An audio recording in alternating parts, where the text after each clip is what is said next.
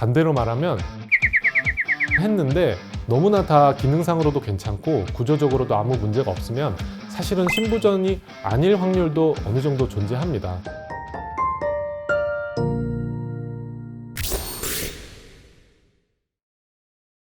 저는 강남 세브란스 병원 심장내과에서 일하고 있는 전경현 교수라고 합니다. 저는 주로 심부전증, 고혈압, 심장 판막 질환, 심근병증 등의 다양한 심장 질환을 진료하고 있습니다. 요새 심부전 환자가 많이 늘고 있는데요.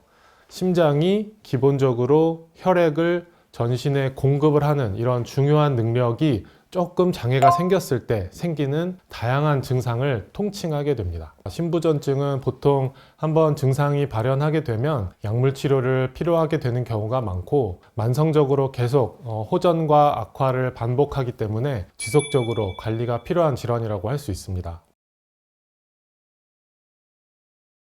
노인 인구에서 심부전 유병률이 굉장히 높다라고 나와 있습니다. 사실 젊은 환자에게서 심부전이 없는 건 아닌데 60대, 70대, 80대 이렇게 높아지게 되면 5%, 15%, 25% 이렇게까지 사실은 노인 환자에서 심부전 유병률이 굉장히 늘어나고 있습니다. 그런 여러 가지 이유가 있겠지만 심장 혈관의 질환이 점점 더 나이가 많아질수록 생길 확률이 늘어나는 것도 있고요. 혈관합병증, 급성심근경색, 협심증 때문에도 심부전이 발생하기 때문에 이 노화랑 사실은 뗄래야 뗄 수 없다 이렇게 말씀을 드릴 수가 있겠습니다. 심부전이 여러 가지 증상을 동반할 수 있기 때문에 이제 하나하나 다 알고 계시면 좋을 것 같습니다. 첫째가 호흡곤란입니다. 가만히 있을 때는 괜찮은데 활동을 많이 하거나 언덕을 오를 때 예전보다 숨이 차다 이러면은 이제 심부전 증상을 의심할 수 있습니다.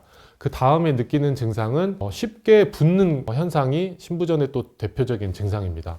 가장 많이 붓는 부분이 이제 다리가 많이 붓는데요. 아무래도 사람이 이제 걸어 다니고 앉아있는 시간이 있다 보니까 위쪽보다는 다리 쪽, 아래쪽으로 이제 많이 붓게 되는데 얼마 전부터 이유 없이 다리가 붓고 이렇게 정강이 쪽을 눌러봤는데 온폭 들어간 게 나오질 않는다 이러면은 심부전 증상을 의심할 수가 있겠습니다. 세 번째는 쉽게 피로해지고 전반적으로 기력이 다운되고 뭘 해도 의욕이 안 생기고 이런 것들이 또 심부전 증상 중에 하나일 수 있는데요. 사실은 피로함 자체가 심부전으로 다 연결되는 건 아니지만 호흡곤란과 동반된 피로감 이런 게 있으면 심부전을 주로 의심해 볼 수 있겠습니다. 젊은 환자들의 경우에 심부전의 유병률이 한 4%도 안 되기 때문에 어떤 환자들한테서 그런 게 많이 생기냐, 선천적으로 심장에 어떤 구조적 이상이 있는 환자들이 가끔 있고요. 기후성 심근병증, 확장성 심근병증 이러한 심장 근육 자체의 병은 유전적 소인 자체 때문에 처음부터 있는 경우가 종종 있기 때문에 그런 환자분들은 사실은 나이가 젊어도 발병이 있을 수가 있습니다.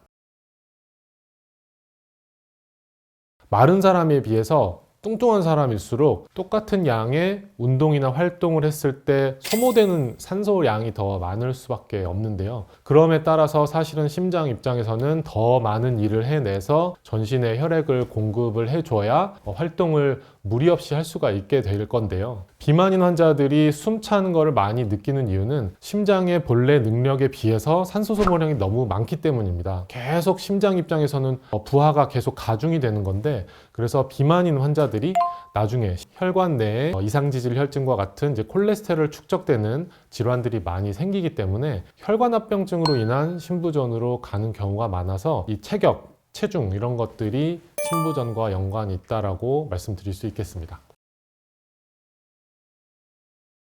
가장 중요한 검사는 심장 초음파 검사라고 할 수 있겠습니다. 심장 초음파 검사는 심장의 현재 움직이고 있는 정도, 그리고 안의 구조물인 판막, 그리고 심장을 둘러싼 막 형태 이런 것들에 있어서 크게 구조적으로나 기능적으로 이상이 없는 것을 평가하는 가장 중요한 검사라고 할 수가 있겠습니다. 이 심장의 구출률이라고 하는 그런 수치를 통해서 우리가 치료의 방법 그리고 약물 치료의 종류 이런 것을 또 나뉘게 됩니다. 그래서 심장 초음파는 가장 중요한 검사다 이렇게 말씀을 드릴 수가 있겠고요. 거기에 동반해서 예를 들어 심장이 이렇게 뛰어야 되는데 어떤 한 부분이 잘 안 뛴다. 그렇다 그러면은 이쪽 근육에 공급되는 혈관의 문제가 아닌지 이런 것들을 저희가 의심을 하는 경우가 있습니다. 심장은 관상동맥이라고 하는 혈관이 결국은 이 심장 근육에 산소와 영양분을 공급해서 먹여 살리는 역할을 하는데, 어떤 한 혈관에 문제가 생기게 되면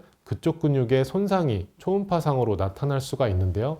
그런 경우에는 혈관 조영술, 관상동맥 조영술이라고 하는데 추가 검사가 필요할 수가 있겠고, 만약에 폐색증, 이렇게 막혀 있는 혈관이 관찰이 되면 그쪽에 대한 추가적인 시술이 필요할 수 있습니다. 심부전증의 진단에 있어서 심장 초음파가 가장 중요하다고 말씀드렸는데요. 반대로 말하면 심장 초음파 검사를 했는데 너무나 다 기능상으로도 괜찮고 구조적으로도 아무 문제가 없으면 사실은 심부전이 아닐 확률도 어느 정도 존재합니다. 그래서 만약에 본인이 조금이라도 증상이 있고 위험 요소를 갖고 있으신 분이라면 심장 초음파를 해보시면 이 심부전 여부를 판단하는 데 아주 중요한 판가름을 하실 수 있을 겁니다.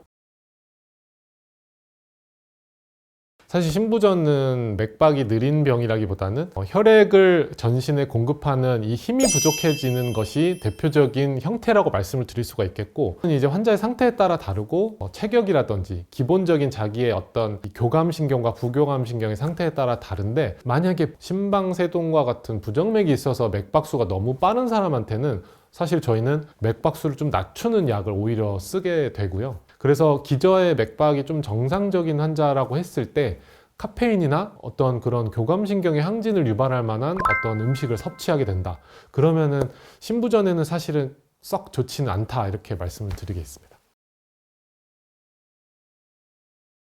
심부전을 진단되면 바로 사망한다, 그렇지는 않다고 말씀을 드릴 수가 있겠습니다. 요새 의료 기술이 워낙 발전한 것도 있고요. 사실 심부전이 굉장히 다양한 스펙트럼을 가지고 있습니다. 그냥 위험 요소만 가지고 있는 사람이라든지, 아니면 심부전 진단 직전의 단계에 있는 사람도 있고, 심부전 증상은 있지만 약물 치료로서 얼마든지 일상생활에 복귀할 수 있는 사람들도 있고요. 아주 일부의 경우에만 중증의 심부전, 이렇게 말씀을 드릴 수가 있기 때문에 사망률을 당장 논할 정도의 중증 심부전은 아주 많지는 않다. 그래서 내가 심부전이라고 해서 바로 죽는 거 아니야? 이렇게 생각하지는 않으셔도 될 것 같습니다. 사실 이제 중증 심부전일 정도가 되면 아마도 평지만 걸어도 숨이 많이 찬 정도의 증상이라고 말씀을 드릴 수가 있겠는데, 그런 환자들에게 우리가 가정에서 운동을 권유하는 경우보다는 차라리 병원에 내원해서 안전한 환경에서 심장 재활 치료를 하십시다, 이렇게 말씀을 드리고 있습니다. 심장 재활이라고 하는 게 심장을 직접적으로 어떻게 재활을 한다기보다는 결국은 내 신진대사를 활발하게 하고 삶의 질을 개선시키고, 그리고 일상생활의 복귀를 최대한 빠르게 할 수 있을 정도의 운동 능력 개선을 시키는 치료다, 이렇게 말씀을 드릴 수가 있겠는데, 우리가 할 수 있는 범위 내에서의 어떤 유산소 운동, 그리고 약간의 근력 운동을 하는 것을 심장 재활이라고 하고 있기 때문에 중증 심부전을 가지고 있는 환자들에도 저희는 가능한 정도의 최대치의 운동을 권유를 하고 있습니다. 단 너무 중증인 경우에는 의료진과 함께 치료로서 심장 재활을 하는 것을 권유드리겠습니다. 심부전은 다양한 위험 요소를 동반하고 있기 때문에 저희가 신경 쓸 게 되게 많습니다. 환자분의 혈압이라든지 혈당, 콩팥 기능, 이런 다양한 것들을 저희가 직접 검사하고 처치를 하고 있고, 진단이 됐더라도 낙담하지 마시고 저희 의료진들의 권고에 잘 따라주시면 얼마든지 건강한 생활을 계속 영위하실 수 있을 걸로 생각합니다.